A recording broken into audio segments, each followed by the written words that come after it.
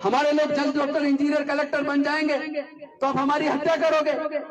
अभी 3 रात पहले मेरे घर पर सुनील जी आए, जो आईएएस में, जिनका 22वां रैंक ऑल इंडिया में आया, जर्नल से उनका सिलेक्शन हुआ। उन्होंने मुझे बताया, उनकी वाइफ भी आईएफएस है, उन्होंने मुझे बताया कि पिछले दिनों उनकी शादी हुई, तब तक आईएएस का रिजल्ट नहीं आया था, वो आईपीएस ऑफिसर थे, और उन्होंने अपनी बारात घोड़ी पर निकालने की जब जिद की, पूरा का पूरा वहां के सामंतवादी लोग उनके खिलाफ हो गए। उन्होंने कहा अगर घोड़ी पे बारात निकालोगे तो तुम्हारी बारात पे हमला करेंगे, तुम्हें जिंदा नहीं छोड़ेंगे। लेकिन वो आईपीएस ऑफिसर थे, उन्होंने पुलिस प्रशासन की बहुत अधिक मात्रा में व्यवस्था कराई, छतों पे पुलिस वाले इकट्ठे हुए, चारों तरफ पुलिस की छावनी बैठ गई, तब कहीं जाकर एक आईपीएस ऑफिसर वो अपनी बारात घोड़ी पर निकाल के आया। क्या शर्म नहीं आती? भारत की सरकारों को शर्म नहीं आती? क्या हम इंसान नहीं है? कहते हैं कि ये खाना तो दलित महिला ने बनाया है, ये खाना बच्चे नहीं खाएंगे। मैं आप सबके, मेरे साथी बैठे सारे, मैं आप सबसे पूछना चाहता हूं, देश के अंदर जूते चप्पल कौन बनाता है? हम बनाते, तो क्या तुम जूते चप्पल पहनना बंद कर दोगे? देश के अंदर, खेतों के अंदर अन्न कौन उगाता है? मजदूर के तौर पर, बेशक जमीन के मालिक ना हो, लेकिन उस जमीन पे खेती मजदूर के रूप में हम लोग करते हैं, अन्न हम उगाते हैं। तो क्या आप हमारे हाथ का उगाया वो अन्न खाना बंद कर दोगे? जिन घरों में आप रहते हैं, उन घरों का मजदूर के रूप में निर्माण हम करते हैं, क्या आप उन घरों में रहना बंद कर दोगे? जिन स्कूलों में, कॉलेजों में आपके बच्चे पढ़ते हैं, जिन अस्पतालों में आप इलाज कराते हैं, उनका निर्माण मजदूर के तौर पर हमारे दलित समाज के मजदूर भाई करते हैं। क्या आप उन अस्पतालों में इलाज कराना बंद कर दो? क्या उन कॉलेज, अस्पतालों में, हॉस्पिटल में जाना, अपने बच्चों को भेजना बंद कर दोगे? जिस कपड़े को आप पहनते हैं, उस कपड़े को भी हमारे लोग बुनने का काम करते हैं। क्या आप कपड़े पहनना बंद करके नंगे होने को तैयार हो? सोच के देखो क्या क्या छोड़ना पड़ेगा तुम्हें। इस तरीके से देश नहीं चलता। भारत विविधताओं का देश है। आपको सबको शुक्रिया अदा करना चाहिए डॉक्टर बाबा साहब अम्बेडकर का। जिस देश के अंदर इतनी सारी भाषाएं हो, इतनी सारी संस्कृतियां हो, इतनी सारी जातियां हो, 4 वर्ण हो, अनेकों धर्म हो, इतनी विविधताओं के बावजूद जहां हर 50 किलोमीटर चलने पर भाषा बदल जाती है, संस्कृति बदल जाती है, जहां आजादी से पहले 565 रियासतें थी, ऐसे बिखरे हुए देश को एकजुट करके एक यूनाइटेड भारत के रूप में, एक राष्ट्र के रूप में अगर किसी ने एकजुट किया और उसको संरक्षित और सुरक्षित रखने का काम किया, तो वो डॉक्टर बाबा साहब अम्बेडकर के संविधान ने किया। वो बाबा साहब अम्बेडकर की दूरगामी सोच थी। लेकिन दुख तब होता है जब हमारे लोगों के खिलाफ जुल्म होता है, हमारी बहन की इज्जत लूट ली जाती है, हमारे बच्चों को मार दिया जाता है, हम विरोध करते हैं तो हमारी बस्तियां जला दी जाती है। अभी आपने देखा होगा जालोर के अंदर जो अपने आप को ऊंची जाति का कहते हैं सो-कॉल्ड, उन लोगों ने इस घटना के विरोध में पंचायत की, महापंचायत की है। उन्हीं लोगों ने हाथरस में भी महापंचायत की। तो क्या जुल्म करने वालों के फेवर में महापंचायत करके तुम भारत को एकजुट रख सकते हो? नहीं।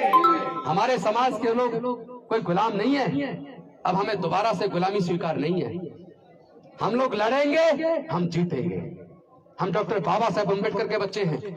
लेकिन मैं आपको इस मंच के माध्यम से आह्वान करना चाहता हूं, अगर आपको इस लड़ाई को जीतना है तो ब्राह्मणवाद को और ब्राह्मण में अंतर करना सीखो। आज ब्राह्मणवाद दलितों के अंदर घुस चुका है।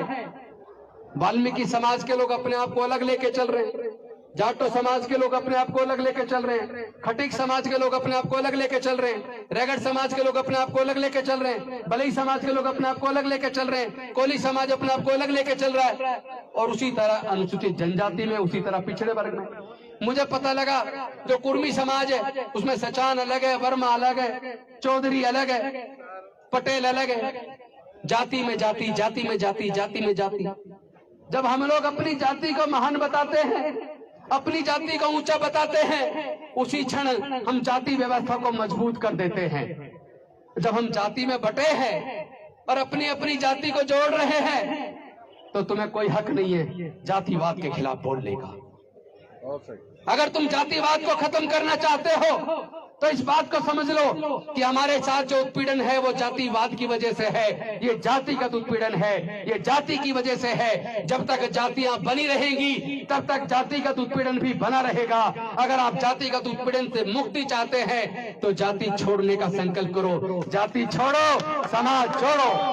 कोई वाल्मीकि नहीं चलेगा, कोई जाटव नहीं, कोई चमार नहीं, कोई कोली नहीं, कोई खटीक नहीं, कोई बैरवा नहीं, कोई बलई नहीं, कोई रेगड़ नहीं, कोई वर्मा नहीं, कोई चौधरी नहीं, कोई सचान नहीं, कोई पटेल नहीं, कोई सोनकर नहीं। प्रबुद्ध भारत, बौद्धमय भारत, ये डॉक्टर बाबा साहब अम्बेडकर का सपना था।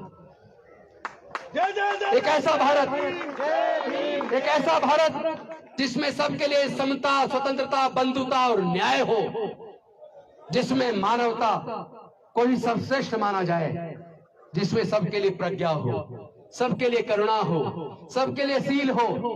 और डॉक्टर बाबा साहेब अम्बेडकर ये बात समझ गए थे, जब तक हम जातियों में बटे रहेंगे तब तक हम जातिगत उत्पीड़न का शिकार होते रहेंगे। इसीलिए उन्होंने संकल्प किया था कि मैं भारत को बौद्धमय करूंगा। पहले 21 साल तक हिंदू धर्म में सुधार की कोशिश करते रहे। उन्होंने कोशिश की कि हिंदू धर्म में से जातिवाद खत्म हो जाए, लेकिन जब 21 साल के बाद उन्हें लगा कि हिंदू धर्म में वर्ण व्यवस्था और जातिवाद खत्म होने का नाम नहीं ले रहा, तब उन्होंने संकल्प किया मैं भारत को बौद्धमय करूंगा। और 14 अक्टूबर 1956 को डॉक्टर बाबा साहब अम्बेडकर ने लाखों अनुयायियों के साथ बौद्ध धर्म की दीक्षा ली। उन्होंने कहा जिस प्रकार अनेकों नदियां अलग अलग नाम से जानी जाती हैं, समुद्र में गिरने के बाद वो अपनी पहचान खो देती हैं। समुद्र में से कोई पानी निकालकर क्या ये बता सकता है ये कौन सी नदी का पानी है? बताइए आप लोग, क्या समुद्र में से कोई पानी निकाल के बता सकता है कि ये किस नदी का पानी है? नहीं बता सकता ना।